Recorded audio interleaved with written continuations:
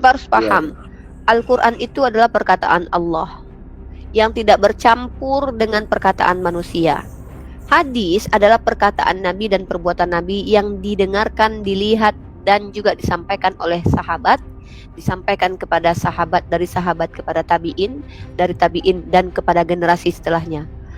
Bible Bapak itu adalah kitab yang dianggap suci, yang di dalamnya bercampur karangan manusia dan tulisan-tulisan manusia dengan perkataan Tuhan. Jadi berbeda. Kalau kitab kami layak dikatakan suci karena memang adalah perkataan Tuhan, terjaga dan tidak ada ikhtilaf di dalamnya, maka kitab Bapak itu sebenarnya kalau dalam definisi Islam tidak layak dikatakan suci. Karena kitab itu karangan manusia, ditulis oleh orang yang tidak jelas, tidak tahu siapa penulisnya, kemudian juga bercampur dengan surat-surat manusia, perkataan manusia, himne Plato dan juga dongeng. Nah, itu perbedaan kita. Kita harus sepakat bahwa kita berbeda. Tidak masalah, imanilah kitab itu sebagai kitab suci, itu hak Bapak. Kami tidak marah. Tapi kalau dibandingkan dengan Al-Quran, kami tidak layak dibandingkan. Bahkan kalau saya boleh mengatakan, walaupun ini agak sedikit menyakitkan, tapi ini fakta, kebenaran tidak mengenal perasaan, mudah-mudahan Bapak paham. Hadis saja dibandingkan Bible, itu Bible nggak ada apa-apanya. Hadis penulisnya jelas, sumbernya jelas, ya, matanya dikaji.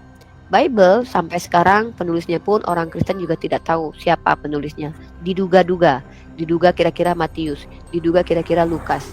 Itu dugaan. Dan saya tidak tahu metode apa yang digunakan untuk menduga penulisnya adalah Matius, Markus, Lukas. Nah, ini adalah esensi dari kitab Bapak yang mungkin Bapak tidak pernah tahu selama ini. Saya tahu karena saya belajar. Bahkan pihak Katolik dalam website situs Katolik Brisbane pun mengakui penulis kitab Bapak itu tidak jelas, belum tahu, anonim, begitu. Jadi mungkin Bu, Bapak mudah-mudahan tahu. Kalau ya, jadi Bu, kalau surat Maryam nomor 152 itu Bu, nomor surat itu? Maryam tidak ada nomor, Pak. Surat Maryam itu adanya ayat. Surah Maryam ayat keberapa? Kalau Bapak bilang hadis Maryam lagi, kan saya sudah bilang tidak ada hadis Maryam, itu hadis buatan palsu, buatan orang Kristen sendiri menyerang Islam. Dan kami bukan orang yang sebotol itu. Kami kuliah, kami sekolah di pondok pesantren. Kami tahu mana, jangankan hadis yang tidak pernah ada, hadis palsu dan hadis sahih pun kami punya ilmu untuk mengkajinya. Jadi sekali lagi saya tekankan ke Bapak, Bapak gampang tertipu ini, hati-hati loh Bapak. Bapak itu kalau dapat informasi kaji dulu, pelajari dulu. Karena kalau Bapak tidak memiliki sifat kritis, Bapak adalah orang yang gampang mendapatkan informasi lalu membagi informasi hoax itu. Hati-hati loh Pak. Zaman sekarang kita jangan jadi orang yang gampang terdoktrin.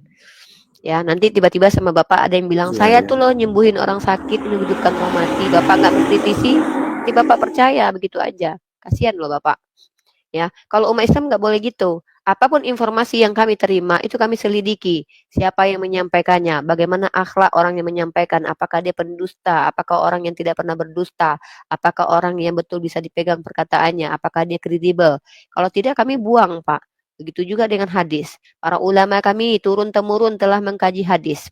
Mulai dari At-Tabari di abad kedua setelah Hijriyah, mempelajari hadis, kemudian sampai kepada Imam Bukhari, At-Tabari adalah ahli mufasir, bukan ahli, termasuk ahli hadis juga, karena para mufasir juga ahli hadis.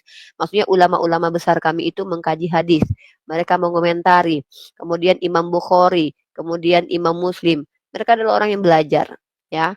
Jadi tidak ada hadis Maryam. Kalau ada tunjukkan bukunya, tunjukkan kitabnya. Ya, minimal kalau tidak bisa tunjukkan bukti fisik, ya silakan tunjukkan PDF-nya. Apakah ada kitab yang ditulis oleh Maryam? Kan saya sudah bilang tadi, jangan memaksakan sesuatu yang sudah saya bantah. Kalau Bapak mau membantah penjelasan saya, bawa data. Begitu, Pak. Soalnya gini Bu, tapi bukannya kita apa Bu ya. Soalnya ini ada nih Bu, surat Maryam jilid 3. Kalau surat Maryam ada jilid 3, nggak ada Pak. Bapak ini salah kaprah. Ya memang orang Kristen itu selalu aneh, harus aneh. Kalau belum aneh, belum orang Kristen namanya. Makanya saudara harus aneh. Sejak kapan ada Al-Quran kami pakai jilid-jilid Pak? Al-Quran kami itu pakai ayat. Saya kan Islam nih Pak. Saya ditonton 300 orang nih Pak. Kalau saya salah, satu aja orang Islam pasti bantah saya nih. Bapak bilang Al-Quran surat Maryam jilid 3. Saya nggak tahu, Bapak tahu dari mana. Makanya kalau baca informasi itu, Pak, baca informasi dari orang yang betul-betul terdidik, bukan orang yang membenci. Jadi kan Bang Jibril moderator, Bang Datuk. Jadi Bapak, saya mengajarkan Bapak ranah keilmuan Islam. Bapak mendapatkan informasi dari sumber yang tidak jelas. Domba, penipu dalam nama agama. Coba, sejak kapan ada Maryam jilid-jilid itu, Pak? Siapa yang ngajarin itu ada jilid-jilid? Yang ada jilid itu kitab tafsir, kitab hadis, ada jilid-jilidnya. Kalau Al-Quran nggak ada jilid-jilid, Pak. Al-Quran nggak ada jilid. Ya, belajar lagi, Pak. Banyak-banyak baca. Ya. Berarti kalau kitab Quran sama hadis itu berbeda, Bu ya? Pak, saya kan udah jawab berkali-kali, Pak. Inilah Kristen kadrun. Masa Bapak dari tadi saya ngomong nggak Bapak dengerin? Kan saya sudah jawab dari tadi. Masa saya ulangin lagi sih, Pak? Bapak cerna dulu dong omongan saya. Masa diulang-ulang terus, Pak? Capek, Pak. Lagi puasa nih, udah saya sia-sia aja nih. Saya sudah bilang dari tadi, Al-Quran kalam ilahi. Sementara hadis adalah apa yang diajarkan Nabi Muhammad berdasarkan tauqifi dari Allah, berdasarkan arahan dari Allah karena dia adalah Rasul dan dia adalah suri tauladan. Tapi perkataan yang disampaikan itu menggunakan diksi dari dia sendiri, bukan perkataan Allah yang dia kutip. Ada lagi yang namanya hadis qudsi. Nabi Muhammad mengutip perkataan Allah yang dia tahu yang tidak diberikan berupa wahyu. Apa-apa yang Allah sampaikan di luar daripada Al-Quran. Sama-sama semua wahyu itu sama-sama wahyu, Pak. Tapi wahyu yang seperti apa? Kalau harapan saya sih umat Kristiani sebelum tanya jawab tentang agama Islam, minimal baca sedikit dulu lah gitu. Maksudnya minimal baca sedikit dulu. Biar tuh saya nggak, kecuali ini saya kan ngajarin lagi dari awal banget. Tapi nggak apa-apa lah, nggak apa-apa. Saya harus ngajarin kalian dari awal, nggak apa-apa. Kalian harus bedakan apa itu Al-Quran, apa itu kalamullah, apa itu kalimatullah, apa itu hadis, apa itu sejarah, apa itu tafsiran, apa itu terjemahan. Harus ngerti loh. Kalau nggak ngerti nanti kalian blunder bertanya di hadapan kami. Kalau saya nggak, saya senang berbagi informasi dan berbagi ilmu pengetahuan tentang Islam dengan kalian. Silakan Pak, tapi jangan paksakan sesuatu yang sudah saya jawab ya Pak ya. Hadis Maryam tuh nggak ada, ya nggak ada. Kalau ada Pak bawa ke saya beli 1 miliar Pak. Cuman itu Bu yang saya pertanyakan Bu. Iya Bu, makasih Bu ya. Terima kasih Pak, sama-sama Pak Angelina. Boleh di sini buat menyimak, boleh turun juga nggak masalah. Yang lain silakan yang bertanya. Tema saya ada beberapa tema yang saya mau usung dan mau kaji di sini. Pertama, kenapa alasan kitab kalian dikatakan suci? Kenapa kalian mengatakan Yesus juru selamat? Ya, saya mau tahu alasannya. Kenapa kalian katakan kitab kalian suci? Kenapa kalian katakan Yesus juru selamat untuk kalian ya, juru selamat untuk kalian ya?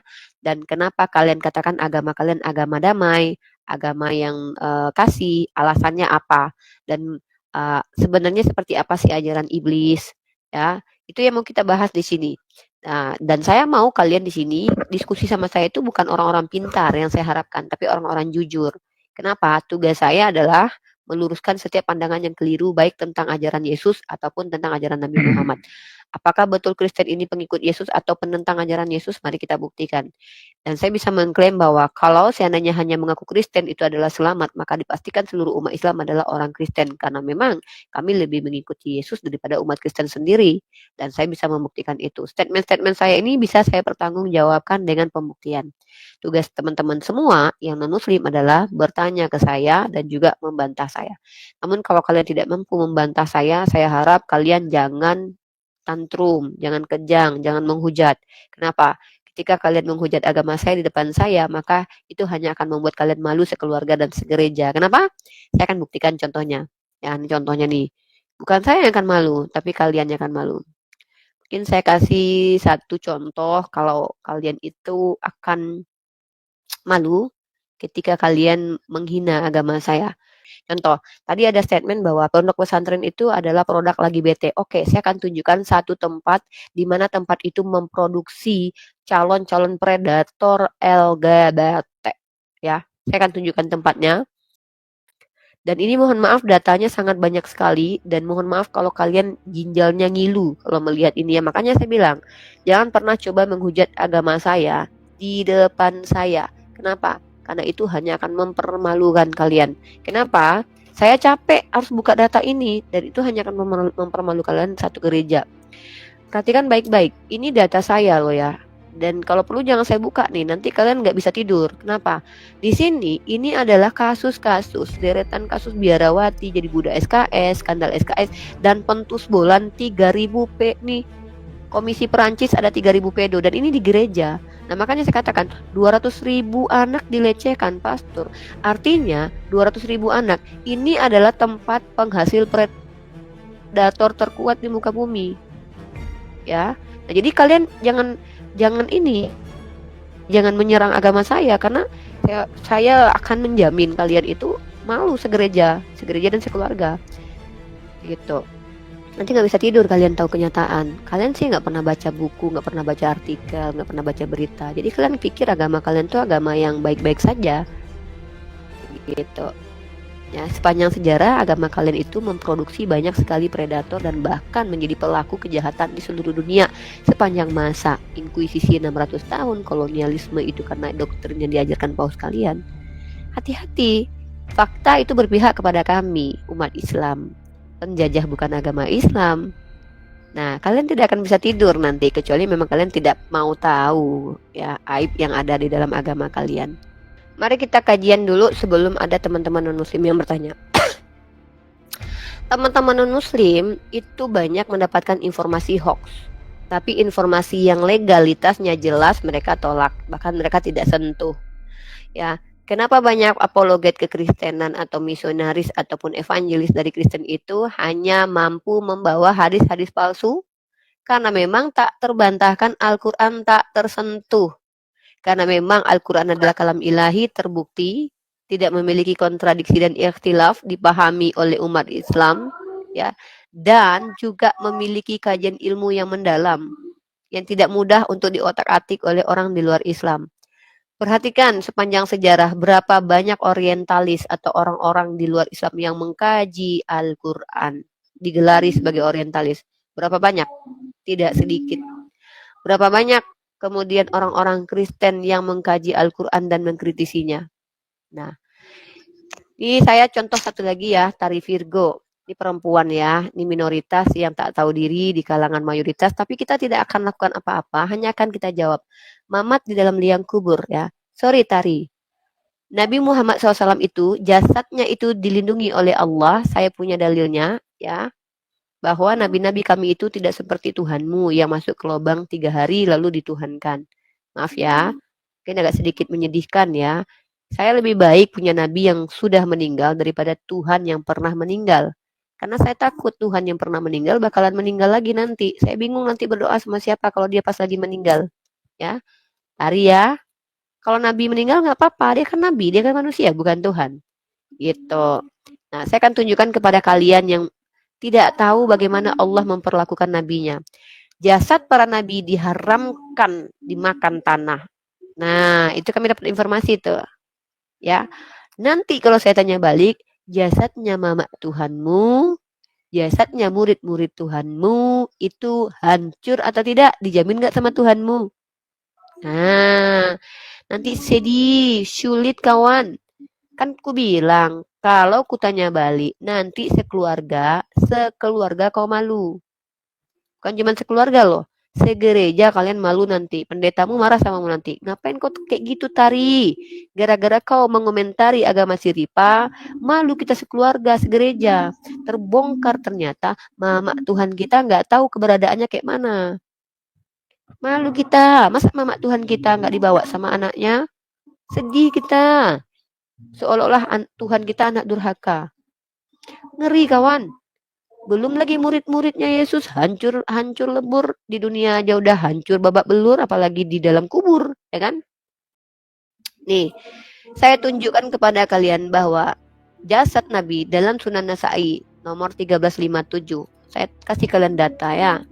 Ini kalian nggak tahu, kalian berhadapan dengan umat Islam. Kami diberikan informasi yang di mana informasi ini menunjukkan kemuliaan para nabi dan kemuliaan Tuhan kami. Giliran dibalikin nangis, lapor. Nih ya, lihat. Sesungguhnya Allah Azza wa Jalla telah mengharamkan bagi bumi untuk memakan jasad para nabi. Nih. Nih, jasad para nabi itu diharamkan dimakan bumi, artinya dilindungi. Jangankan nabinya, kalian pikirlah pakai otak sedikit. Jangankan nabi kami, jasad para nabi kami dilindungi. Dilindungi jasad para nabi kami. Karena Tuhan kami Tuhan yang maha mampu melindungi. Bukan Tuhan yang ditombak sedikit meninggal, dikasih anggur asam sedikit meninggal. Nggak ada begitu. Ya. Tuhan kami Tuhan yang nggak pernah capek, apalagi tidur. Nah, kalau Tuhan kalian kan beda. Dia pernah kelelahan tidur di perahu. Untung aja murid-muridnya membangunkan waktu itu. Kesempat waktu itu dia tidak dibangunkan, tenggelam itu Tuhan kalian. Untung aja lah, berterima kasihlah sama muridnya. Gitu loh. Nanti kalau kalian saya komparasi balik untuk menyadarkan kalian, nanti kalian segereja nggak bisa tidur.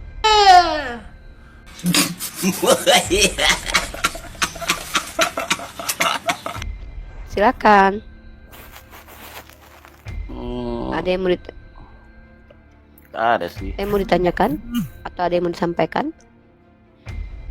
Aku yang kulihat di sini pengikut Uni kayaknya sini rata-rata Muslim banyak ini yang nontonnya. Iyalah, karena kan saya Muslim. Saya adalah orang Muslim yang mengcounter, menjawab, meluruskan pandangan yang keliru, tuduhan dari orang non-Muslim yang spesifiknya kebanyakan orang Kristen. Yang paling banyak mengkritisi itu adalah Kristen, paling banyak menghujat itu Kristen. Saya menghadapi mereka sampai detik-detik, sampai saya dipanggil Allah nanti, saya harus meluruskan terus gitu. Tapi komen-komen pengikut Uni ini kok banyak enggak ini ya? Ya namanya manusia ya Pak, saya nggak bisa meluruskan bibir orang lain, tapi saya bisa menjaga bibir saya. Tugas saya bukan meluruskan netizen, karena mereka itu sudah tahu apa yang mereka lakukan akan dipertanggungjawabkan nanti. Dan Bapak coba lihat deh di komalnya Kristen, lebih keji Pak. Ngeri. Kalau mereka itu membuat komentar-komentar yang terkadang memang fakta, ya. Nih, contoh tuh, Bapak baca tuh Mahon tuh, Muhammad Cipok lidah pria tuh. Tuh Pak, jadi jangan Bapak menghakimi dari sisi Islam aja. Dari Kristen lebih keji Pak. Mereka akan menyerang Nabi Muhammad. Kalau kami jelas Pak di Al-Quran. Wala tasubul lazina yad'una min dunillah. Jangan menghujat sembahan orang lain. Ada nggak di dalam kitab Bapak melarang menghujat Nabi orang lain? Nggak ada kan? Timbang susah payah, menang apa lagi? Perhatikan tuh. Tuh orang Kristen tuh. Kata-katanya Pak luar biasa. Nggak pernah kenal Nabi Muhammad. Tidak pernah melihat Nabi Muhammad, benci banget Pak sama Nabi Muhammad. Gimana coba orang-orang seperti itu yang belum pernah ketemu Nabi Muhammad aja benci, gimana mau mengasihi orang yang mengikuti Nabi Muhammad Pak? Pak, secara psikologis kita tahu ya Pak, kalau orang sudah benci kepada siapa pemimpin, maka apakah iya dia akan menyayangi orang yang mengikuti pemimpin tersebut? Aduh, secara sejarah dan secara pengalaman saya sudah menghadapi sih Pak. Nah, jangan menghakimi personal dan perilaku juga Pak. Kita di sini mempelajari tentang ajaran gitu. Silakan Pak Kokos. Mending tanya tentang ajaran saya aja. Atau Bapak mau tanya tentang ajaran Kristen yang saya ketahui. Saya lebih senang tuh berbagi wawasan. Karena biasanya pengetahuan saya tentang Kristen ternyata nggak dimiliki oleh orang Kristen. Iya. Soalnya juga aku kan orang awam. Aku ilmuku tentang agama masih kurang lah. Nah makanya, ayo Pak saya bantuin Bapak belajar. Bapak mau tahu tentang apa? Bapak mau tahu tentang kekristenan, sejarah kekristenan. Bapak mau tahu tentang isi-isi Bible Bapak yang tidak pernah dibawa sama pendeta. Bapak tahu tidak esensi Tuhan Bani Israel dengan Tuhan Bapak itu berbeda? Harus dipahami itu Pak. Masa sayang kali loh Bapak hidup di dunia agama-agama Bapak, ternyata Bapak nggak pernah tahu isi kitab Bapak. Bapak tahu tidak kalau Tuhan Bapak itu pernah ngambil bini orang? Bapak tahu nggak kalau Tuhan Bapak pernah minta upeti perawan? Bapak tahu nggak kalau Tuhan Bapak itu pernah menyuruh untuk menghabisi anak-anak kecil? Bapak tahu nggak kalau Tuhan Bapak itu pernah dinasehati sama Musa? Berubah pikiran gara-gara dinasehatin sama Musa?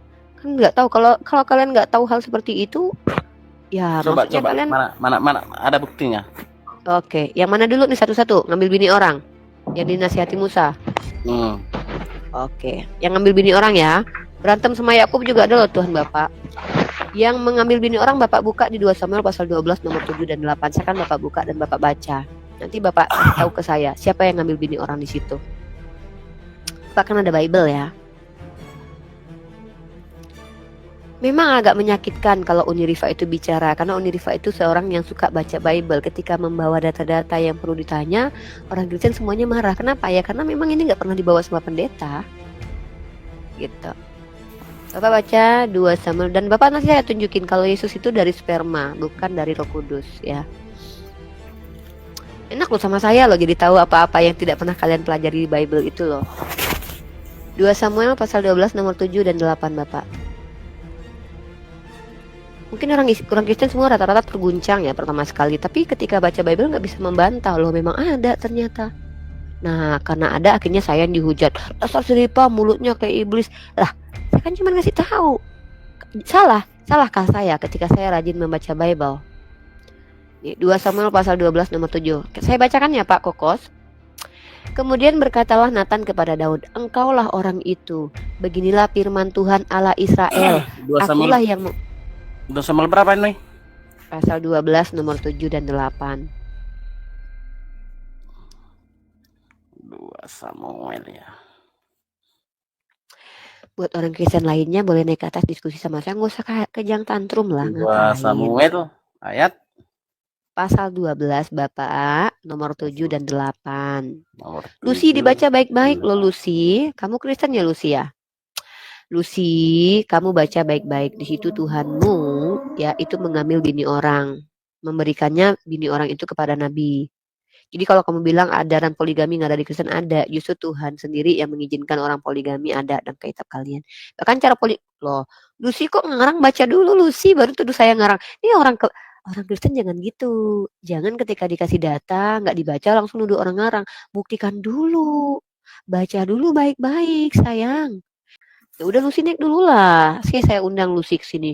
Fitnah itu apa sih? Buktikan saya memfitnah ya Lucy. Kalau kamu tidak bisa buktikan saya memfitnah, kamu yang telah memfitnah saya. Masa saya baca Bible saya dituduh memfitnah? Baca dulu dong 2 Samuel pasal 12 nomor 7 dan 8 Lucy sayang. Kenapa sih gara-gara saya senang baca Bible saya dimusuhi sama orang Kristen? Padahal kan kalian senang kan kalau Bible dibaca sama orang di luar Kristen. Dulu aja pengen banget menerjemahkan Bible ke bahasa Minang. Kami melarang, kami dibilang anti toleransi. Sekarang orang Minang sendiri baca Bible, terus ngasih tahu ayat-ayatnya ke hadapan publik, malah tidak disukai. Apa sih maunya kamu? Ya mau gimana lagi? Yuk, tawa yuk. Tahu aja, nggak apa-apa. Yuk. Itu Bible loh Lucy. Udah Pak, silakan dibaca Pak. 2 Samuel berapa tadi nih? 2 Samuel 12 Pasal ya? 12 Bapak, nomor 7 dan 8. Aduh. Ini ya, kemudian berkata Nathan gitu ya? Ya, silakan dibaca Pak. Pertanyaannya siapa yang ngambil bini orang di situ ya? Bapak jawab sendiri. Silakan Pak, saya dengarkan kejujuran Bapak.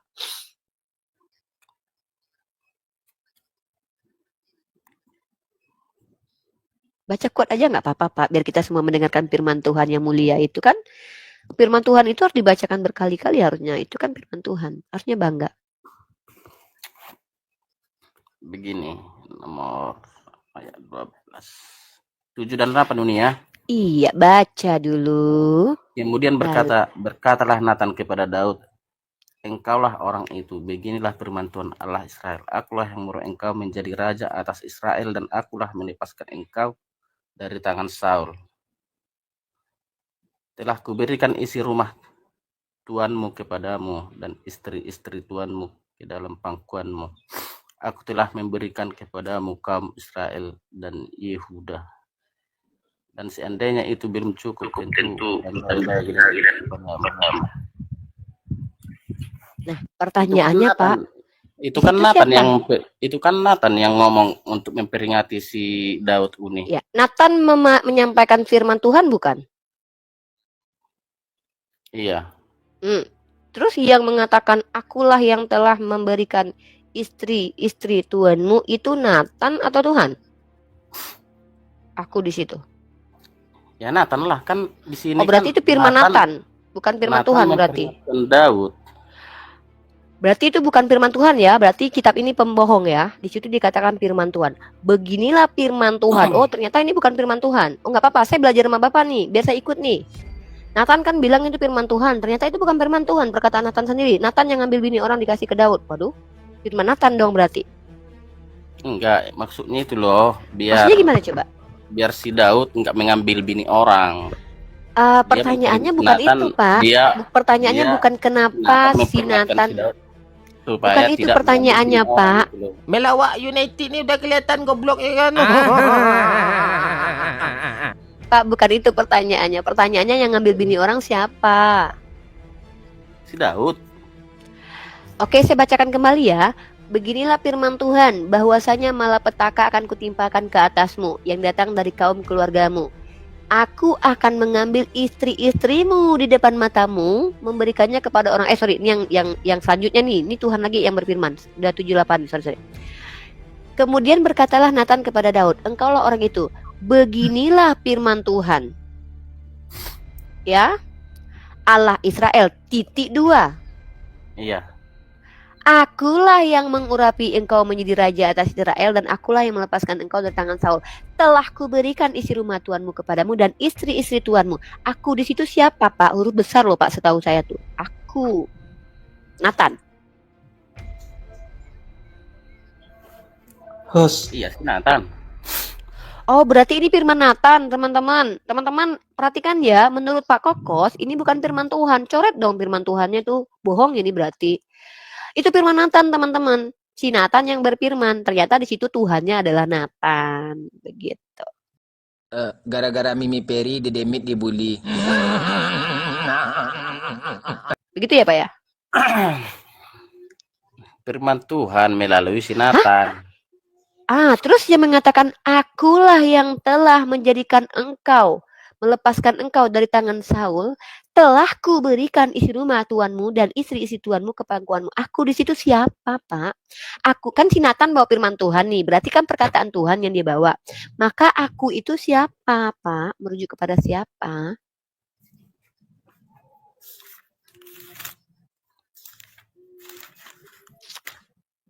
Host, izin host, mau tanya. Sabar dong Rio Tambah ya, saya lagi ngomong sama Pak Kokos nih.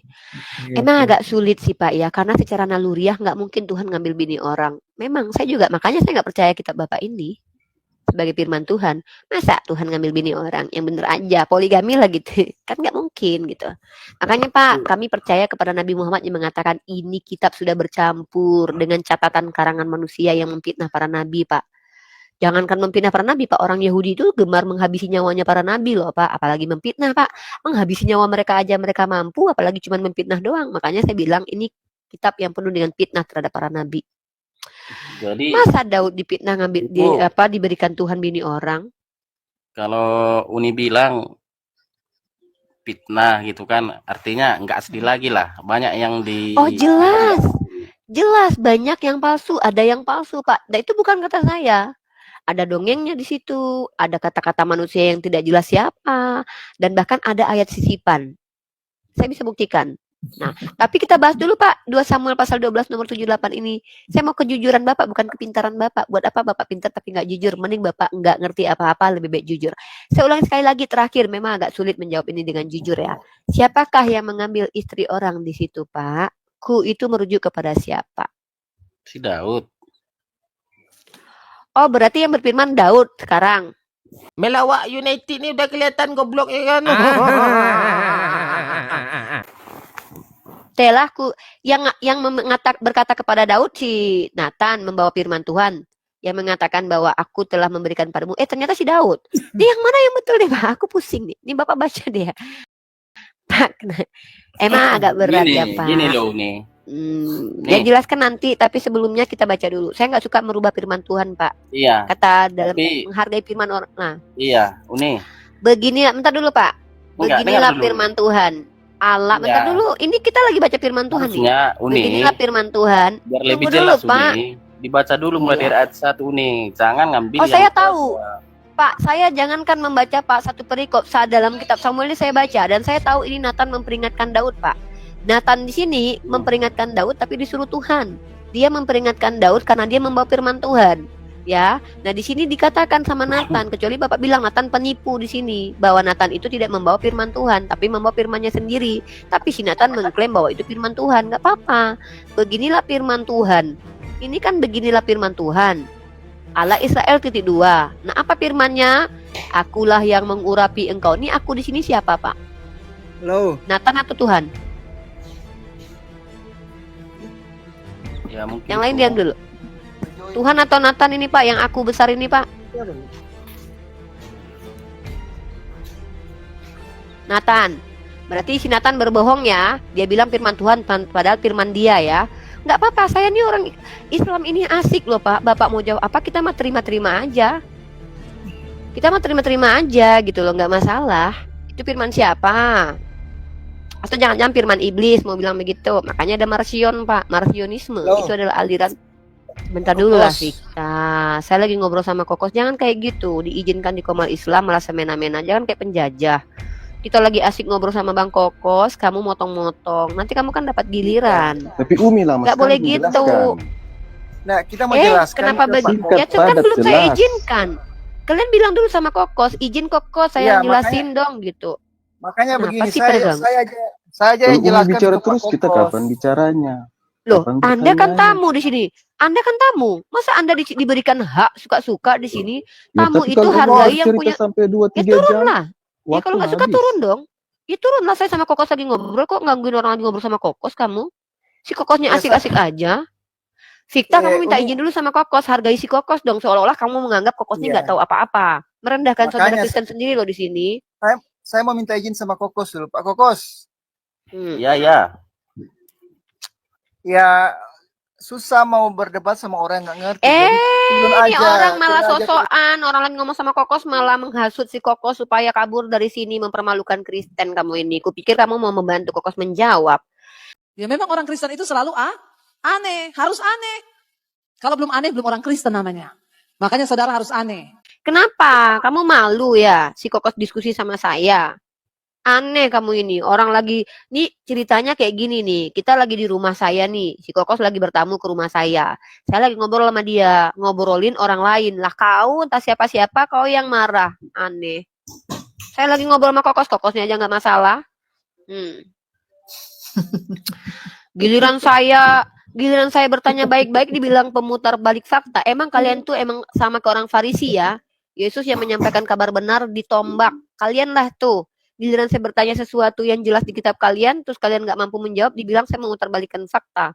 Aneh kalian ini. Pantesan kalian tuh terkutuk loh, kata Yesus. Kata Yesus itu, loh betul, ular beludak itu terkutuk. Ular beludak itu adalah orang-orang yang masuk neraka. Ular beludak itu apa sih? Orang yang bicara tuh berbelit-belit lidahnya. Ditambah jangan banyak ketawa dong, kita lagi diskusi di sini. Kita lagi bukan bikin ketoprak humor ya, kita lagi diskusi. Kalau tidak mampu menjawab nggak usah banyak ketawa, karena saya lagi butuh ilmu, bukan lagi butuh ketawa-ketawaan orang. Aduh, hati tersiksa tapi mulut ketawa juga kan. Buat apa sih ketawa? Ngetawain diri sendiri juga nanti ya. Gitu ya teman-teman ya. Pak Koko silakan dipelajari lagi kitabnya. Pak, yang lain lagi deh. Kalau Tuhan menasehati Musa lalu berubah pikiran, Bapak tahu nggak ayat itu? Enggak, belum pernah dengar. Oke, Bapak baca Keluaran pasal 32. Apa? Asik kan sama saya dapat informasi baru kan tentang Bible yang nggak pernah Bapak baca selama ini. Keluaran pasal 32 Bapak baca. Bapak baca Keluaran pasal 32. Kristen yang lain kenapa kejang-kejang sih Pak? Kita ngobrol asik kok. Kita nggak lagi menghujat, kita lagi santai. Kenapa orang Kristen lain kejang-kejang ya Pak ya? Aneh ya. Kalian tahu nggak sih kayak di zaman kegelapan dulu, di mana ilmu pengetahuan itu, orang yang kritis itu dihabisi nyawanya loh. Itu dulu inkuisisi begitu. Orang yang berbeda doktrin dihabisi nyawanya. Kalian kayaknya bakalan calon-calon inkuisitor deh. Untung kalian tinggal di Indonesia. Untung kami tinggal di Indonesia. Kalau kami tinggal di mayoritas kalian, kayaknya aku udah diinkuisisi kayaknya, udah dihabisi nyawanya. Di luar berapa Oke. tadi nih? Itu Pak Kokos, Keluaran pasal 32. Jadi di sini 32 ya. iya. Bahkan Musa nyuruh-nyuruh Tuhan di sini loh. Nih. Lagi firman Tuhan kepada Musa. Tuhan lagi berfirman nih sama Musa nih. Telah kulihat bangsa ini dan sesungguhnya mereka adalah satu bangsa yang tegar tengkuk. Oleh sebab itu biarkanlah aku supaya murkaku bangkit terhadap mereka dan aku akan membinasakan mereka. Ini Tuhan udah punya rencana nih Pak, mau membinasakan manusia karena gara-gara si Harun di dalam kitab Bapak, Nabi Harun dituduh membuat patung sapi dan disembah sama orang Israel. Jadi Tuhan marah dong karena menyembah kepada kepada berhala. Nah, jadi Tuhan punya rencana nih, marah murka nih Tuhan nih. Dia ngobrol lah sama Musa, Tuhan Bapa, ceritalah sama Musa. Telah kulihat bangsa ini dan sesungguhnya mereka adalah suatu bangsa yang tegar tengkuk. Oleh sebab itu biarkanlah aku supaya murkaku bangkit terhadap mereka dan aku akan memisahkan mereka. Tapi engkau kubuat menjadi bangsa yang besar. Nah, disinilah Musa mulai menasehati Tuhan nih di ayat ke-11-nya. Lalu Musa mencoba melunakkan hati Tuhan. Tuhan Bapak ditenangin sama Musa Pak. Hatinya yang keras itu dilunakin Pak. Pokoknya Musa the best banget dia jadi penasehat Tuhan ya. Kata Musa begini, mengapakah Tuhan murkamu bangkit terhadap umatmu yang telah kau bawa keluar dari tanah Mesir dan kekuatan yang besar dari tangan yang kuat? Mengapakah orang Mesir akan berkata dia membawa mereka keluar dengan maksud menimpakan malapetaka kepada mereka dan membunuh mereka di gunung dan membinasakannya dari muka bumi? Berbaliklah dari murkamu. Diperintahkan Musa Pak, langsung dinasihatin tuh. Nasihatnya apa? Berbaliklah dari murkamu yang menyala-nyala itu dan menyesallah. Disuruh nyesel Tuhan Pak sama Musa Pak. Dan menyesallah karena malapetaka yang hendak kau datangkan kepada umatmu. Ingat kepada Abraham, Ishak dan Israel hamba-hambamu itu. Sebab kepada mereka engkau telah bersumpah demi dirimu sendiri dengan berfirman kepada mereka, aku akan membuat keturunanmu sangat banyak seperti di bintang di langit dan di seluruh negeri. Yang telah kujanjikan ini akan kuberikan kepada keturunanmu, supaya dimilikinya untuk selama-lamanya kepada keturunanmu. Gara-gara Musa Pak nasihatin Tuhan Bapak dan menyesallah Tuhan karena malapetaka yang dirancangnya atas umatnya. Setelah itu berpalinglah Musa. Tuh kan berubah pikiran Tuhan Bapak dinasihatin Musa. Tadinya mau menghancurkan orang Israel, gara-gara nasihat Musa nggak jadi. Gimana dong? Masa Tuhan dinasihatin sama manusia sih Pak? Nggak cukup pendirian, mau menghabisi nggak jadi gara-gara nasihat Musa. Astagfirullahaladzim.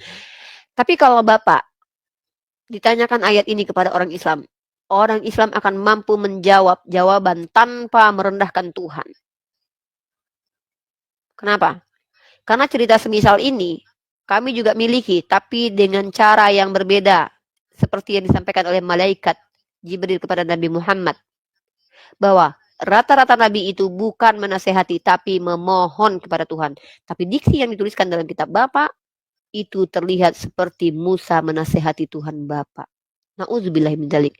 Makanya kata Allah, fawailul lilladzina yaktubuna alkitaba biaidihim summa yaquluna hadza min indillah. Celakalah mereka yang telah menulis kitab dengan tangannya lalu berkata ini dari Tuhan. Gara-gara terjemahan bisa terjadi kesalahpahaman, makanya terjadi revisi terjemahan berkali-kali. Itulah kenapa banyak kesalahpahaman di kitab Bapak. Jangankan terjemahan, teks asli pun telah berubah-ubah. Itulah kenapa kitab Bapak kami umat Islam katakan tidak layak dikatakan suci karena telah terdistorsi. Belum lagi kalau Bapak baca di ayat selanjutnya, Tuhan Bapak memerintahkan untuk menghabisi anak-anak kecil yang tidak berdosa, menyuruh nabinya melakukan hubungan persundalan. Bapak tahu nggak Hosea disuruh menghasilkan anak-anak sundal, menyuruh Yesaya nggak pakai baju selama 4 tahun, dan mengumpamakan persundalan orang-orang Mesir dengan hubungan tutorial, hubungan ihi-ihi sekidi papap. Astagfirullahaladzim. Nah, itu kenapa kami selama ini, kami tidak perlu menghujat kitab Bapak. Tapi kami hanya menolak kitab Bapak dengan alasan-alasan yang jelas. Bahkan Bapak, saudaraku yang terhormat Pak Kokos, bukan hanya kalangan Islam saja. Bahkan di luar negeri sana, Bible itu di-ban, Pak. Tidak diizinkan beredar. Karena isinya dianggap memiliki konten vulgar dan juga konten kekerasan. Ya, mari kita lihat bagaimana kemudian, ini orang-orang yang udah sadar nih, karena mereka baca. Ya, jadi orang-orang yang mayoritasnya agama mayoritas orang-orang yang beragama Kristen, bahkan nih berita nih, ini terjadi Pak. Ini bukan yang larang, nih bukan orang Islam ya. Dianggap vulgar dan berisi kekerasan, sekolah Amerika Serikat haramkan Bible. Al-Quran ada tidak? Alasan Al-Quran dilarang dikarenakan isinya mengandung konten kekerasan. Ada nggak? Sepanjang sejarah. Justru semakin dikaji, semakin banyak karya ilmiah yang membuktikan, memvalidasi kebenaran Al-Quran. Coba tunjukkan ayat di Al-Quran yang membuat manusia birahi. Tidak ada. Tapi kalau saya tanya, ini lagi bulan Ramadan nih, saya lagi puasa. Kalau saya baca kitab Bapak, birahi Pak saya, Pak.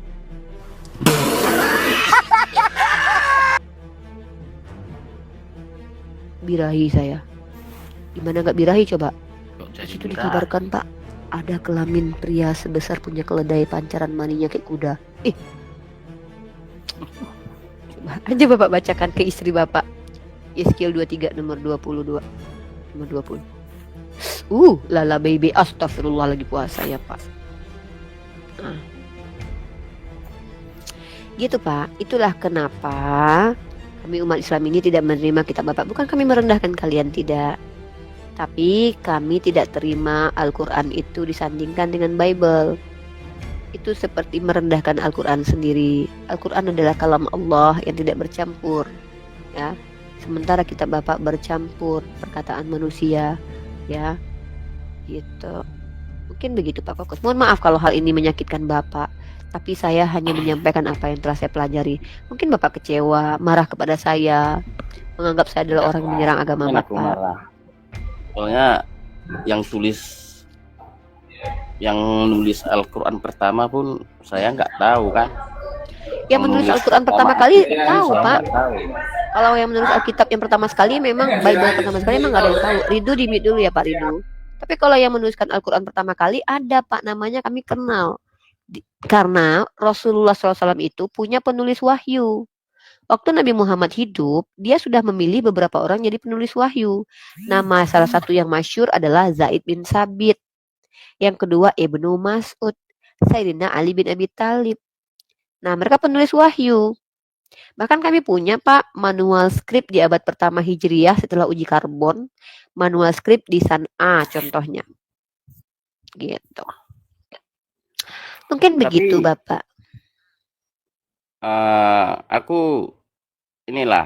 Aku sangat paham lah, sangat. Soalnya Uni juga bicaranya secara data kan. Aku masuk di logika aku lah, masuk di akal gitu kan. Tapi yang kulihat di sini Uni, kenapa di Indonesia ini banyak kali umat Muslim di Ya, luar logika gitu loh. iya ya. Contohnya? Aku mohon maaf lah Uni Nggak ya, apa-apa. soalnya Ini kita bicara yang personal ya Pak. Ya, Iya, saya akan jelaskan yang ke aku Bapak lihat, nanti. yang Tapi saya yang suka aku belajar lihat. psikologi soalnya. Saya suka belajar. Jadi kalau masalah Yang psikologi ini saya suka. Lanjut. kalau untuk menunjukkan kalau datanya sekarang memang nggak ada, tapi aku sering lihat itu kayak di TikTok, Facebook gitu kan, di luar logika loh nih. Contohnya apa? Contohnya ada itu dulu lewat di berandaku kayak Mungkin saya jawab gini aja deh Pak ya. Pak, bentar gini minum aja. kencing unta gitu. Oh, minum kencing onta. Baik. Pak, tidak ada satupun ayat, satupun hadis yang mewajibkan kami minum kencing onta. Tetapi ada riwayat yang menjelaskan bahwa air kencing onta itu dulu dijadikan bahan pengobatan. Dan asal Bapak tahu secara sejarah, uroterapi, meminum kencing itu bahkan dilakukan oleh banyak peradaban. Yang lebih parahnya, kalau Nabi Muhammad mengizinkan orang mengambil obat dari kencing onta, justru nenek moyangnya orang Kristen, Romawi, Yahudi, Yunani menjadikan kencing manusia sebagai obat. Ya, Bapak coba cross check jurnal uroterapi. Timbang susah payah, menang apa lagi? Ini Pak, buat obat Pak. Nah, nggak ada perintah. Nah, dan lagi pula Bapak sebagai orang Kristen itu lucu kalau mengkritisi kami membolehkan minum kencing onta. Karena kan di ajaran Bapak tidak dilarang minum kencing apapun. Kalau kami ada Pak, diperintahkan makanlah makanan halalan toyiban. Makanan Pak yang boleh kami makan. Dan kami diharamkan memakan makanan yang menjijikkan. Itu kaidah fikih kami ada tuh. Ya.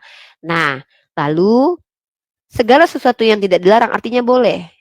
Tapi menurut aturan yang diperintahkan. Itu kami, makanya kami nggak makan lintah Pak.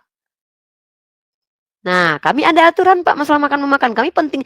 Islam itu sangat teliti sekali Pak masalah makan memakan Pak. Bahkan Bapak kalau makan nasi semejikom juga haram Pak. Karena berbuat zalim terhadap diri sendiri juga nggak boleh. Nah, Pak, saya izin dulu ya. Saya keluar dulu dari obrolan Bapak. Saya mau membuktikan apa perkataan saya tadi. Ketika ada umat Kristen yang berkata-kata tanpa data, di sini akan akan malu sekeluarga dan segereja. Contoh ini. Henny of Ministries. Dongeng karang-karang omonganmu Rifa. Sungguh disayangkan seorang mahasiswi ternyata ada juga yang botol. Oke, dikatai botol sama orang yang lebih botol dari saya itu tidak masalah. Tapi karena kamu mengingatkan saya tentang dongeng, ini materi kesukaan saya. Misteri, Henny, hati-hati pegangan yang kuat. Saya akan tunjukkan kepada kamu kitab mana yang bercampur dengan dongeng. Ya, pegangan yang kuat, jangan nangis, jangan mencret, jangan ngadu sama pendeta. Kalau perlu ngadunya sama Tuhanmu aja, berdoa saja, ya. Kenapa? Memang kalau kamu diajarkan kalau apabila ditampar pipi kiri kasih kanan. Saya lagi nggak nampar nih, saya lagi membalikan tamparan kamu ke saya. Nah, maaf ya Pak Kokos, kita ajari dulu orang Kristen beradab di sini karena saya mau ngasih tahu kalau menyerang gitu tuh cuma mempermalukan mereka sendiri. Mari kita lihat ajaran dongeng. Baik. Tolong ya kalian itu buka ini nih. Ini lembaga Alkitab Sabda nih. Ini lembaga yang sangat jelas ya. Ini lembaga. Lihat, perhatikan. Yayasan Lembaga Sabda YLSA. Dongeng. Tadi bahas dongeng, ini kita ambil kata-kata dari studi kamus dongeng. Perhatikan baik-baik saudaraku Henny, mana yang dongeng ya. Jadi cerita Yotam tentang pohon raja dalam kitab Hakim pasal 9 nomor 7 dan cerita Yoas tentang rumput duri dan pohon ara 2 Raja 14:9 dapat disebut dongeng. Tuh kitab Anda ada dongeng di dalamnya. Itu satu data. Yang kedua, tahu nggak kamu Henny? Di sini 1 Korintus ini adalah perkataan dari Paulus. Apa yang dijelaskan oleh pentafsir kitab ND di sini Henny? Menurut suatu dongeng orang Yahudi, batu pemancar air minum itu mengikuti kaum Israel pada perjalanannya dalam gurun pasir. Paulus menggunakan dongeng itu, tuh, ya, sebagai mengandung perlambangan mengenai Kristus, tuh.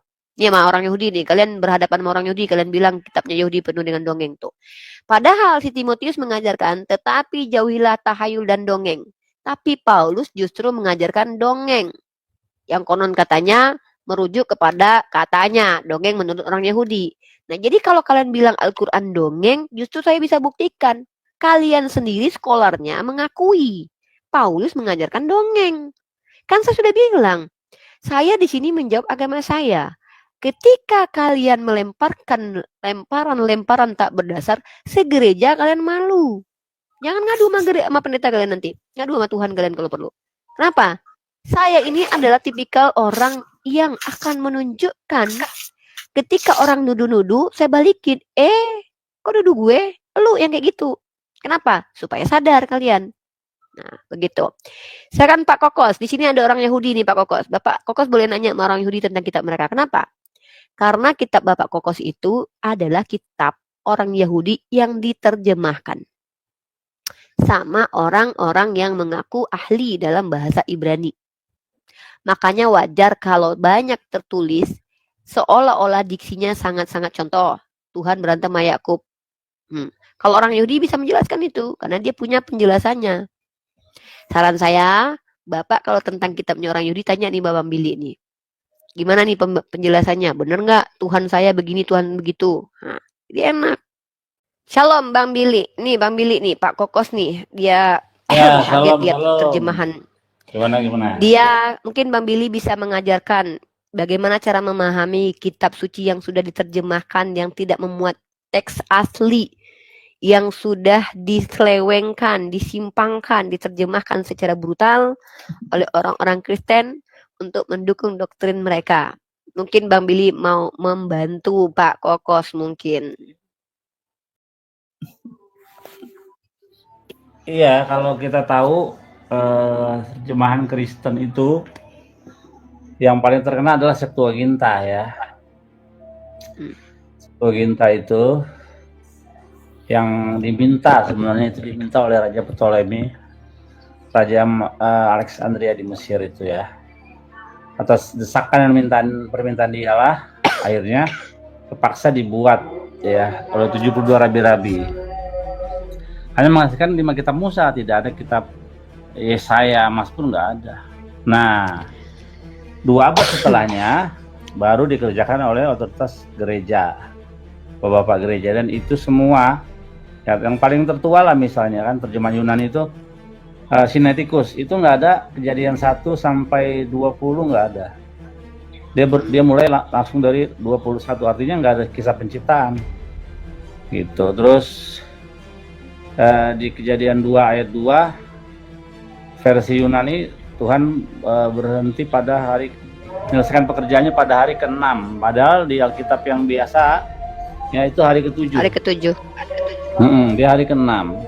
Artinya penerjemah Yunani alias Kristen itu banyak yang ngawur. Nanti belum di dalam Mazmur 22 ya, Karis Ephaunia de Veragra diartikan sebagai mereka menikam tangan dan kakiku. Belum di Yesaya 53 kata dia tertikam, itu nggak ada. Harusnya mekholel, dia menderita bukan menikam.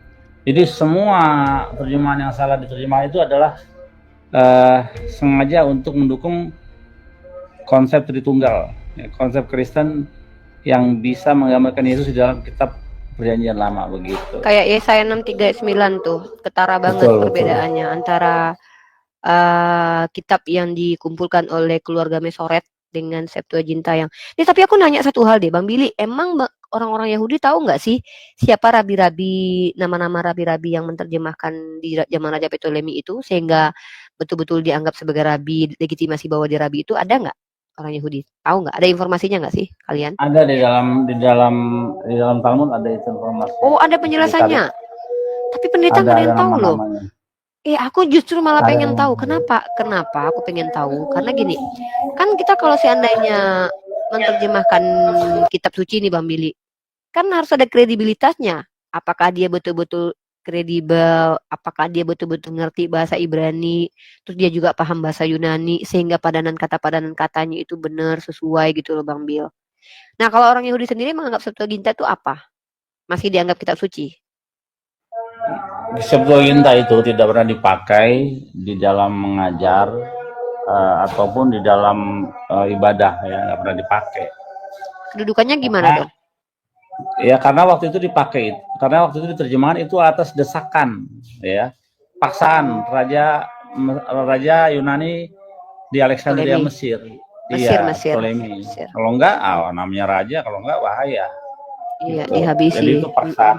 Iya, jadi terpaksa lah dikatakan ketika terjemahan itu jadi itu kekelaman, seperti kekelaman dosa patung lembu emas katanya.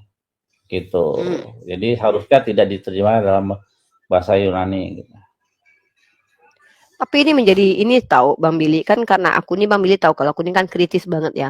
Aku tuh kalau seandainya ada gak jelas siapa yang menerjemahkan. Kalau Islam kan begitu ya. Kita kan tinggalkan dulu itu. Kenapa? Kita mau tahu ini benar-benar nggak sih sesuai dengan yang diterjemahkan. Terus kita harus tahu nih namanya siapa tokoh-tokohnya.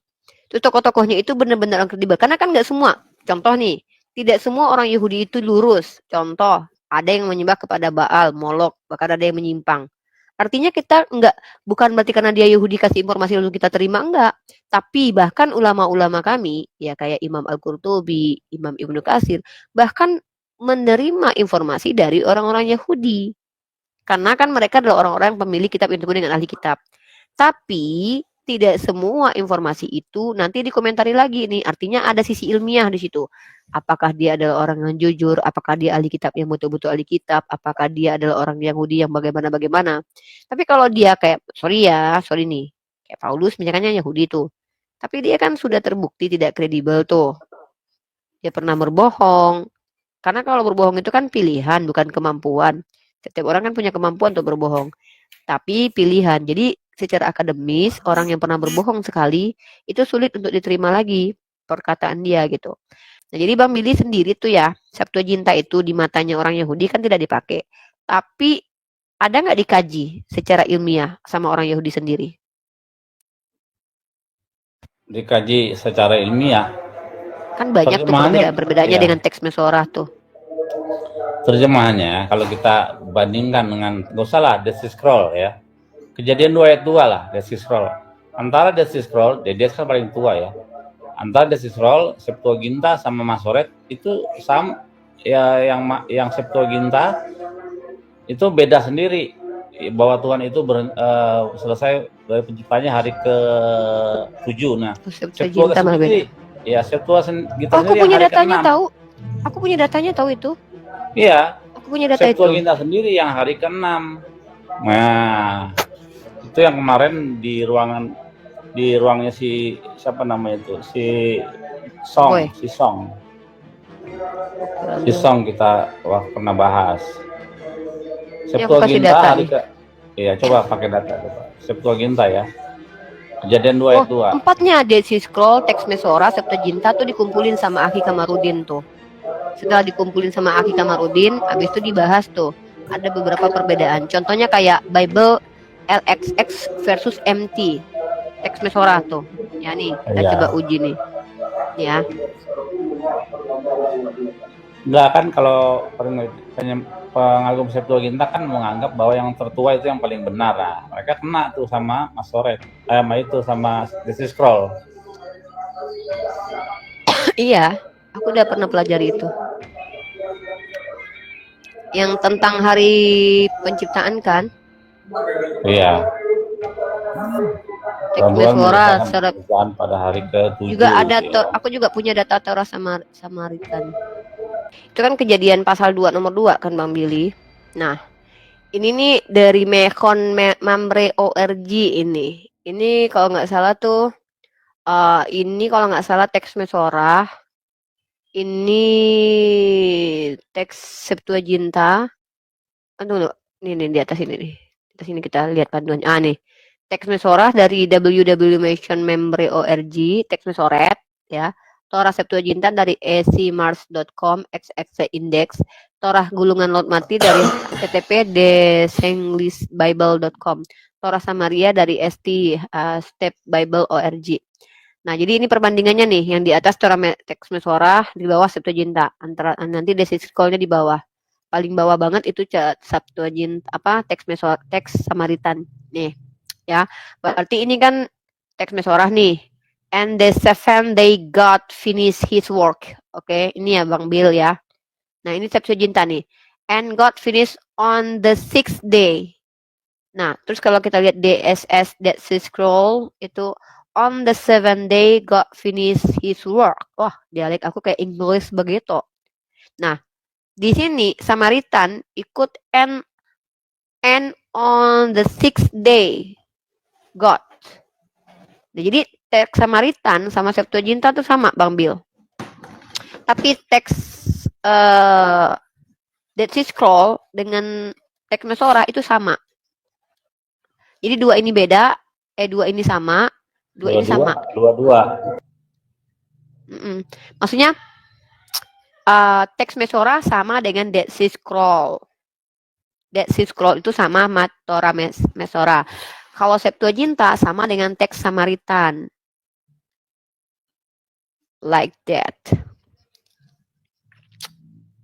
Gitu Pak Kokos. Pak Kokos ada lagi pertanyaan nggak?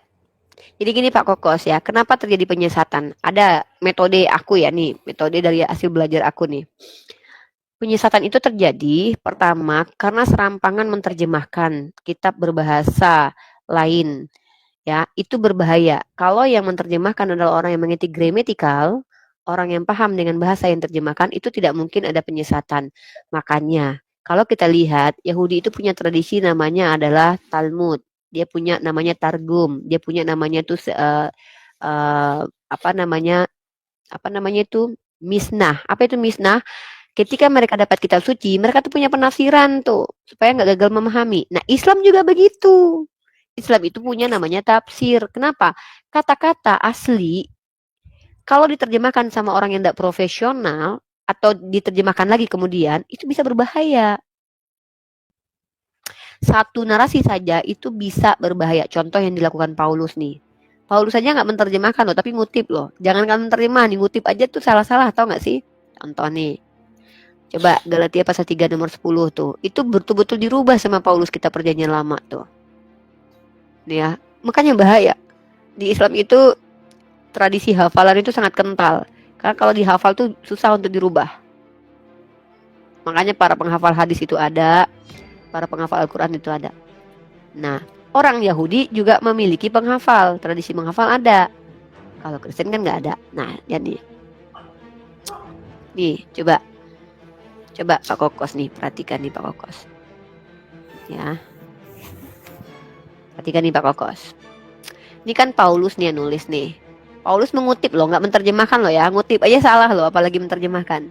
Karena semua orang yang hidup dari pekerjaan hukum Taurat berada di bawah kutuk tuh. Paulus ngutuk Bang Billy tuh. Bang Billy kan hidup di bawah hukum Taurat tuh. Bahkan Yesus juga dikutuk karena hidup di bawah hukum Taurat. Sebab ada tertulis. Nah nih, dikutip nih Pak Kokos. Coba Pak Kokos di-mute dulu biar nggak ini. Di sini sebab ada tertulis titik 2. Terkutuklah orang yang tidak setia melakukan segala sesuatu yang tertulis dalam kitab hukum Taurat. Ini maknanya beda nih. Di sini kalau kita lihat, Paulus mengatakan kalau ada satu orang Yahudi yang tidak sempurna melakukan 600 misvot, maka dia terkutuk. Terkutuk kalau tidak dilakukan. Makanya ada doktrin begini, hukum Taurat itu nggak perlu dilakukan, karena kalau dilakukan sekali saja harus dilakukan semuanya. Karena kalau seandainya tidak dilakukan satu, maka terkutuk. Pada akhirnya apa? Makanya dibatalkan, kan gitu tuh. Tapi ternyata ini kutipan kitab Ulangan, nggak gini bunyinya. Di dalam kitab Ulangan itu bunyinya nggak gitu. Ya, bunyinya diganti sama Paulus. Ini ngutip aja udah salah loh, makanya terjadi penyesatan. Apalagi seandainya kita bicara tentang apa namanya nih. Ya, nih dia ngutip ini nih Ulangan pasal 27. Nih. Di Ulangan pasal 27 itu bunyinya gini. Nih. Coba bandingkan ya. Sebab ada tertulis, terkutuklah orang yang tidak setia melakukan segala sesuatu yang tertulis. Di sini ditambahkan nih segala sesuatu yang tertulis dalam kitab hukum Taurat. Nah, tapi di sini tentunya gini, terkutuklah orang yang tidak menepati perkataan hukum Taurat ini dengan perbuatan. Maksud Ulangan di sini, iya, kalau tidak dijalankan memang terkutuk, tapi bukan berarti ketika menjalankan segala sesuatu jadi terkutuk. Karena kalau tidak dijalankan segala sesuatu terkutuk, kenapa? Kenapa saya bisa bantah? Karena orang Yahudi ini diberikan aturan. Apa aturannya dalam imamat? Kalau mereka gagal melaksanakan salah satu hukum Taurat, diantaranya mereka tak sengaja membunuh atau melanggar apapun, mereka dikasih solusi sama Tuhannya, sebagaimana kami umat Islam. Apa solusinya? Kurbankanlah hewan ternak. Langsung dikutuk Tuhan? Enggak, buktinya banyak diselamatkan kok. Nah, tapi Paulus mengajarkan bahwa kalau tidak dilaksanakan satu, maka yang lain terkutuk tuh. Oleh karena itu Yesus karena tahu dia tidak ada yang mampu menjalankan hukum Taurat, maka dia menggenapi. Arti menggenapi apa Pak Pendeta? Menggenapi artinya dia mencurahkan darahnya untuk tidak lagi menjalankan kitab Taurat. Siapa yang ngajarin Pak Pendeta? Paulus. Di mana? Lanjut di ayatnya, Galatia pasal 3 ayat 13. Apa kata Paulus di sini? Kristus telah menebus kita dari kutuk hukum Taurat. Bahkan Taurat dikatakan kutukan. Padahal ini perintah Tuhan loh. Dengan jalan menjadi kutuk karena kita, sebab ada tertulis terkutuklah orang yang digantung pada kayu salib. Jadi di sini penyesatan besar terjadi. Kalau orang Yahudi diperintahkan menjalankan hukum Taurat, kalau tidak dilakukan mereka terkutuk, bukan berarti Tuhan langsung habisi mereka dan mereka auto surga. Tapi mereka diperintahkan untuk menebus kesalahan mereka dengan apa? Kurbankan hewan ternak. Makanya ada imamat korban penebus salah. Tapi Paulus mengajarkan tanpa darah tidak ada pengampunan. Padahal melakukan penebusan bukan hanya dengan hewan kurban. Tanya aja Bang Billy tuh. Nah, ini disebut dengan penyesatan. Dan lagi-lagi penyesatan bisa terjadi karena terjemahan. Ini contoh nih, Amos 8 nih. Ya. Ini gagal terjemahan nih. Bisa saya tanggapi? Oh boleh. Silakan. Abangku mau menanggapi yang mana? Poinnya biar saya tahu. Enggak, saya mau menanggapi gini. Saya bicara Quran dikit ya. Abang Islam atau Kristen? Saya Kristen. Oke. Gini. Kalau abang baca Al-Quran tuh Bagaimana- bertanya. Kalau Al-Quran tuh ditanya, Iya. bukan menjelaskan Al-Quran. Enggak. Bukan, gini. Bagaimana Uni bisa menjelaskan tentang Injil orang, Bible orang, kalau di Quran Uni dikatakan seorang perempuan itu adalah pemikiran separuh bahkan banyak menjadi penghuni surga, Mana, penghuni Pak? neraka. Ya, mana tuh? Di Al-Quran dikatakan kami pemikirannya separuh tuh mana? Di hadisnya. Al-Quran itu hadis nih. Ini bingung Oke. nih orang nih. Aduh, gimana nih ya? Jadi hadis itu sahih loh. Nanti saya tunjukkan datanya. Pak, Nah, terus Al-Quran atau bagaimana hadis? Saya menurut bingung nih, tadi katanya Rasul? Al-Quran. Dengar. Aduh, kalau gini nih modal comot. Di Quran ada, di hadis ada. Nanti saya Ya mana di tunjukkan Al-Quran datanya. dulu. Jangan nanti sekarang bentar. dong. Jangan nambahin dulu Iya, syubhatnya. bentar, saya Subehat jelasin satu dulu. belum selesai, mau nambahi subehat lagi. Subehat satu dulu selesaikan. Bukan, bagaimana Satunya. Uni bisa menjelaskan Bible. Gimana mau jawab sementara- orang subehat satu aja lu belum bisa tunjukin datanya. Mana di Al-Quran? Kalau saya pemikirannya separuh. Hantu belau, jangan memfitnah di sini. Di hadapan saya itu orang jujur lebih dihargai ketimbang orang pendusta. Ya, bawa-bawa Al-Quran nggak tahu ternyata hadis sama Al-Quran beda. Domba, penipu dalam nama agama. Satu, jangan menipu di hadapan saya. Saya orang yang benci kepada saya berikan tempat asal jujur. Kalian maki saya, asal kalian jujur. Jujur kalian. Tapi ketika kalian menipu dan kalian tipui adalah kalian bawa Al-Quran, nggak ada tempat. Saya jadikan peliharaan. Di sini boleh. Mau jadi peliharaan boleh, mau jadi tamu boleh. Tamu saya hormati. Seperti Pak Kokos. Saya lebih baik mengobrol dengan orang yang tidak pernah belajar sama sekali ketimbang saya bertemu dengan orang yang tidak pernah belajar tapi menipu. Mana di Al-Quran ada dikatakan pemikiran perempuan itu separuh? Jangan penipu. Apa gunanya? Justru kalian, kalau kalian di sini mengaku Kristen dan menipu, itu hanya akan mempermalukan gereja. Karena kalian mengaku punya roh Tuhan. Kalau kami umat Islam ini, kami tidak pernah mengaku ada roh Tuhan dalam diri kami. Ya, nah bahaya kalian. Silakan, tugas kalian itu bertanya saja tentang Islam. Tapi ketika saya mengkritisi kitab kalian, dasar saya ada. Jadi gitu. Di sini ada Pak Kokos. Pak Kokos adalah orang yang dari tadi itu bertanya. Kalau kalian mau menjelaskan pakai data. Itu loh. Ya. Silakan tunjukkan bukti di Al-Quran ada penjelasan bahwa manusia itu, perempuan itu otaknya Leomar, saya kasih kamu kesempatan ya untuk menghargai kamu sebagai ciptaan Tuhan. Ya, binatang aja saya hargai Di loh, apalagi manusia. Al-Hadis Uni. Oke, tunjukkan hadisnya coba. Di Al-Hadis maksud Ya, tunjukin saya. hadisnya. Hati-hati Pak Nugroho nanti ke band sama Saya TikTok Pak, nggak kalau bisa Bapak kelihatan di on-cam mobil. karena pengikut saya masih sedikit. Udah, kalau gitu turun, nggak usah banyak bicara. Kalau si anehnya nggak bisa tunjukin data, nggak usah banyak bicara. Jangan menipu di sini. Saya ini orang Islam, nggak gampang kalian tipui. Ya, walaupun saya pernah ketipu sama laki-laki sih. Kalau masalah cinta saya mudah ketipu emang. Tapi kalau masalah agama, kritisan dalam beragama, sorry banget. Ya, gua nggak mau ketipu. Itu ya. Oke, di sini ada Pak Nugroho nih. Pak Kokos mau betulin menunggu dulu. mobil tadi, betulin parkiran sebentar, ada orang mau. Oke, silakan. Periswawa, tema kita adalah kenapa kitabmu dikatakan suci? Atau kenapa Tuhanmu dikatakan juru selamat, menyelamatkan kamu? Atau kenapa Kristen itu dikatakan ajaran kasih? 3 tema itu mau yang angkat yang mana, Peri? Harus sesuai topik loh. Peri ini biasa. Oke, Peri Saya mau tanya bertanya. Pak kepada Yahudi saja. Boleh? Bang Billy diizinkan bertanya Ya. sama Bang Billy sama si Peri? Ya, lanjut. Oke. Silakan. Boleh ya. Peri bertanya. Oke, Brother Billy. Kamu masih makan daging sapi dan daging kambing? Enggak, karena tidak ada kasrut ya, metode pemotongan untuk yang standar kosher. Oh, jadi kamu sekarang sudah tidak makan itu lagi? Ya paling pas hari raya Pesak aja, biasanya ada dikirim dari toko kosher yang di Singapura. Bang Billy emang nggak Tapi- boleh makan daging yang disembelih tanpa menyebut nama Tuhan, Bang Billy? Harus kosher yang bukan hanya proses Oh, penyembelihannya, sama banget sama tapi Islam ya? proses ya, Prosesnya harus sesuai darahnya itu agama yang ya? harus, ya Kalau darahnya si Peri harus mah, tiris dari dalam. kalau si Peri ketabrak juga hewan boleh dimakan atuh. Tapi Billy masih makan kan? Masih makan sapi kan dan kambing? Makan, tapi ya pas hari raya, pas ada kiriman Oh, aja dari Singapura. Oke. Saya mau baca di Al-An'am ayat 146. Dan kepada orang-orang Yahudi kami haramkan semua hewan yang berkukuh. Dan kami haramkan kepada mereka lemak sapi dan domba, kecuali yang melekat di punggungnya dan atau dalam isi perutnya, atau yang bercampur dengan tulang. Demikian kami menghukum mereka karena durhakanya, dan sungguh kami maha benar.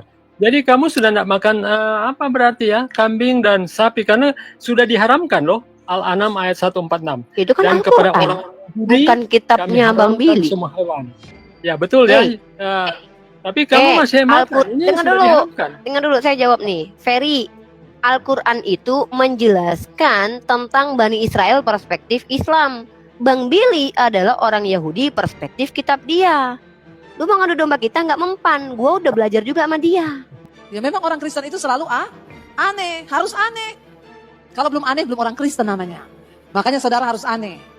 Kata siapa? Katanya Al-Quran ini untuk semua umat, semua alam.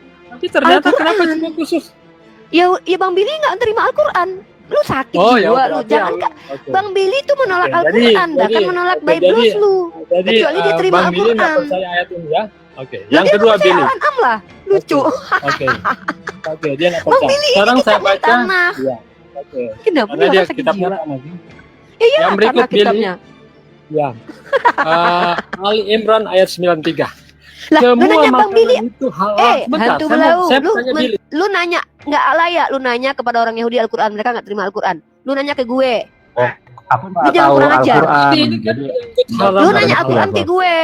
Lu nanya kurang Oke. kurang ajar lu. Oke, Masa saya tanya nih kepada Umi. kalau Umi lu Rif. nanyain kitab Weda sama orang Islam lu kurang ajar karena mereka bukan Oke, saya pemegangnya. tanya Tanya kepada sama gue Rifa. Al-Quran. Oke, tanya sama gue. Oke, Ali Imran ayat 93. Ali Semua Imran 93. makanan itu halal bagi Bani Israel, kecuali makanan yang diharamkan oleh Israel dalam tanda kurung Yakub atas dirinya sebelum Taurat. Pertanyaan saya, sebutkan makanan yang diharamkan oleh Yakub. Silakan. Dalil Mana ya. saya Kita tahu? dalil. Ya kenapa saya harus tahu? Katanya paham Al-Quran. Katanya Kenapa? paham Al-Quran. Kalau Allah ya paham Al-Quran itu paham apa yang ditulis di Ternyata Al-Quran. Anda Kalau paham. Nggak Aduh. bisa jelaskan. Udahlah, jadi yang satu- tidak saya nggak bukan orang kayak kalian suka nama-nambahi firman Tuhan. Kalau Allah tidak detailkan, mana diam Gantian dulu, dong, lagi puasa Nyata. nih, gantian dong kalau ngomong. Inginkan Paham saja saya. Al-Quran itu, diam dulu Mana dong, gitu, saya lagi ngomong, jangan jadi binatang di sini, mau jadi hewan peliharaan, ya. Di Anda mute, kalau tidak di mute, bisa. saya lagi ngomong. Ya, gimana Tidak sih bisa kok kayak, diam dulu, diam dulu. Nah, Allah saya kalau tidak menjelaskan secara detail isinya, kenapa saya harus cari tahu? Paham Al-Quran maksudnya adalah paham. dijelaskan Aduh, secara- ini kok udah turun kau ya? Aku nggak suka nih, udah capek aku. Paham Al-Quran itu maksudnya paham apa yang diturunkan, bukan apa yang tidak dijelaskan. Kalau Al-Quran tidak menjelaskan detail makanan dan hukum-hukumnya orang Yahudi, kenapa kami harus cari tahu? Kan itu untuk orang Yahudi. Kami orang Islam, yang terpenting Allah beritahukan hukum buat kami. Nah, terkait orang Yahudi, Allah berkali-kali berfirman. Pertama, mereka diperintahkan juga zakat, mereka diperintahkan oleh sholat juga. Syariatnya sama nggak? Ya nggak mungkin sama, timelinenya aja beda. Yang mereka ikuti Nabi Musa, yang kami ikuti Nabi Muhammad. Kitab Tanakh buat mereka, ya tentu hukum-hukum Tanakh yang mereka ikuti. Kami adalah Al-Quran. Lalu kau tanya Al-Quran kepada orang Yahudi, kan nggak nyambung kau. Nggak nyambung, saudara-saudara. Nah, lalu kau tanya hukumnya orang Yahudi kepadaku yang tidak Allah jelaskan, kan gila kau. Orang dalam gangguan jiwa. Makanya kalau jadi orang Kristen tuh jangan ODGJ. Itulah. Kau tanya hukum Yahudi sama aku, mana aku tahu? Kecuali Allah kasih tahu sama aku. Jadi makanan yang diharamkan itu adalah bla bla bla bla. Tapi Allah kasih tahu apa yang secara garis besar yang Allah perintahkan kepada Bani Israel, yang juga diperintahkan kepada kami ada. Contoh, wa aqimus sholata wa atuz zakah. Tawarka'u ma'ar rakiin. Jelas. Lah, kau tanya sama aku orang hukum Yahudi, apa? Lagian buat apa aku tahu? Apa untungnya buat aku tahu hukum-hukum Yahudi? Aku bukan orang Yahudi. Lucu nih orang Kristen lama-lama. Al-Quran ditanya ke Bang Billy. Hukum Yahudi ditanya ke gue. Kan ada lain kau. Kau tanya Al-Quran ke Bang Billy. Kitabnya Tanakh. Dia bukan orang Islam, dia orang Yahudi. Kau tanya hukum Yahudi sama aku yang bukan orang Yahudi. Kan agak lain kau. Lucu Jadi kau. sama dengan gini Uni, kalau aku sikapi ya. Kalau di Al-Quran kan, Al-Quran menjelaskan segala sesuatu, ya kan? Jadi sama aja kita, Segala sesuatu ya bukan, jangan dipotong bang. nggak, maksudnya gini, Saya minta tolong, no. gini, Saya paling tidak suka dengan nggak orang gini, Kristen yang suka nggak memotong. aku gini, Nggak, jelaskan baca. nggak, No, terus baca fullnya bang. maksudnya Baca orang fullnya. Kristen tuh menganggap kayak ini contoh, Albert Einstein tuh jenius. Terus kita tanya, Albert Einstein bisa buat rendang nggak? Nggak bisa, ya berarti bukan jenius. Nah kan kayak gitu ketemunya kan? Satu itu. Yang Nah kedua itu, juga, Al-Quran itu jangan kayak dipotong. gitu. Kalau dibaca ayatnya itu, Al-Quran menjelaskan segala sesuatu untuk umat Islam sebagai petunjuk dan rahmat, bukan cara memasak masakan rendang. Makanya Tapi itu. nah, Maksud jadi mereka tuh begitu. analoginya Albert Einstein Ya. jenius, ya kan? Terus kita tanya, Albert Einstein bisa bikin rendang nggak? Nggak bisa. Oh berarti bukan jenius gitu. Ya lah Ya, parah nah, pikirannya. ini keren nih Pak Nugroho tuh cara berpikirnya keren. Jadi Ya gini parah.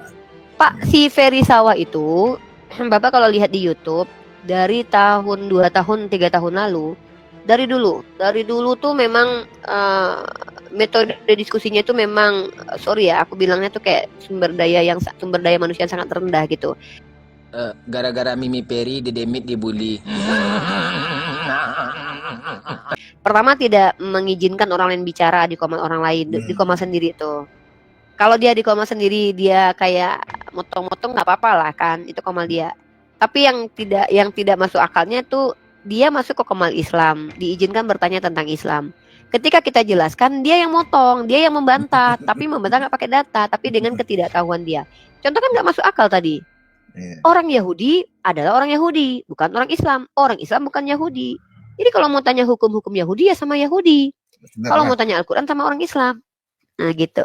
Itu yang saya tidak terima. Masa saya tanya cara buat gudeg sama Uni, ya kalau saya mau cara buat rendang ya sama Uni, kan gitu nih, iya kan? Iya, mantap. Nah itu maksud Iya. saya. Albert Oh Einstein, gitu. Albert Einstein kan jenius Uni, iya kan? Jenius kan dia. Iya.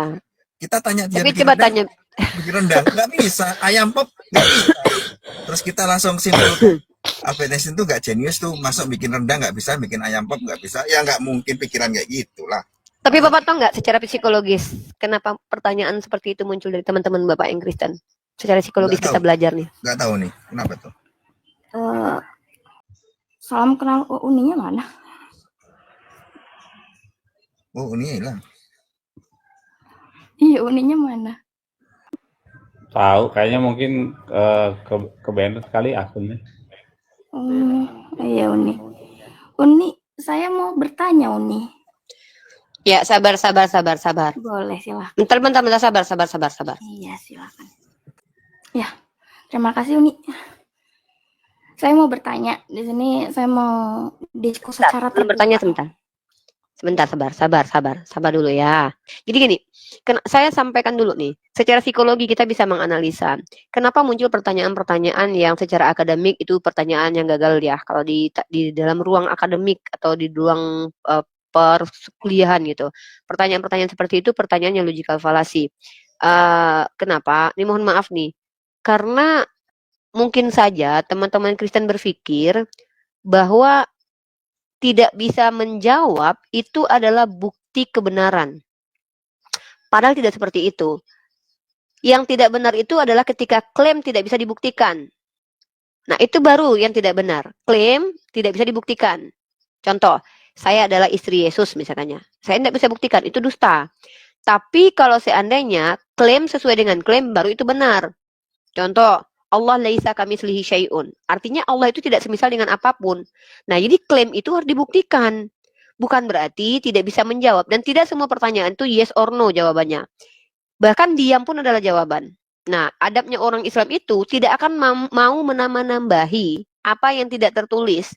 Dan bahkan saya sendiri jarang mengutip kalam ulama untuk menjelaskan sesuatu kepada orang Kristen. Karena apa? Apa yang disampaikan para ulama itu berdasarkan hasil kajian mereka yang disebut dengan tafsiran. Apakah tafsir itu salah? Tidak.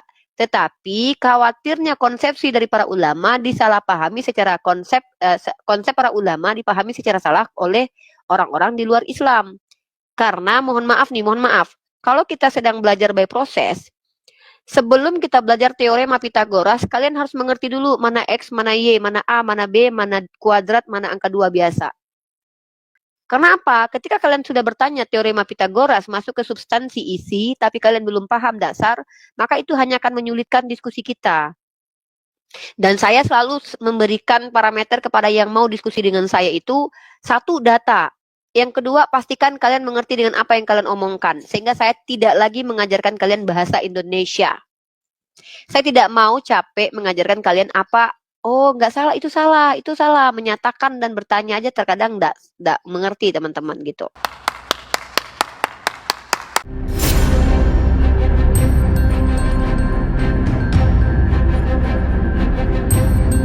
The religion of Jesus was Islam. Because with Allah, there is only one religion.